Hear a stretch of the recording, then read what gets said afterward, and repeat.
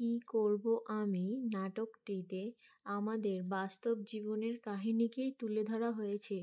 এই নাটকের দ্বিতীয় পার্টটি খুবই সুন্দর হতে চলেছে।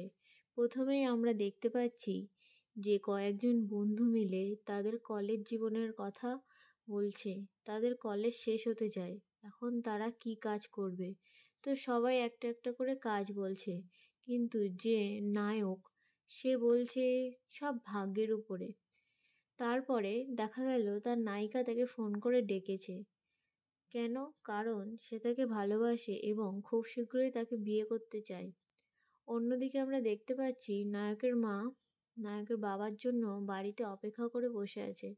নায়কের বাবা একটু দেরি করে বাড়ি এসছে এবং তারা আলোচনা করছে যে তার ছেলে তো কখনো ছোটবেলা থেকে খাটেনি, তো ভবিষ্যতে সে কি করবে। এখনো তো কোনো চাকরি সে পেল না। এদিকে নায়িকা তার মাকে বোঝাচ্ছে সে যেন একটু অপেক্ষা করে তার বিয়ের জন্য, কারণ সে নায়ককে খুব ভালোবাসে। অন্যদিকে নায়ক তো মনমরা হয়ে বসে আছে।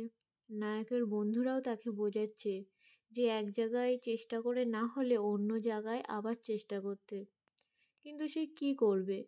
নায়িকা তাকে অনেক বোঝাচ্ছে, কিন্তু শেষ পর্যন্ত কি তাদের বিয়েটা হবে?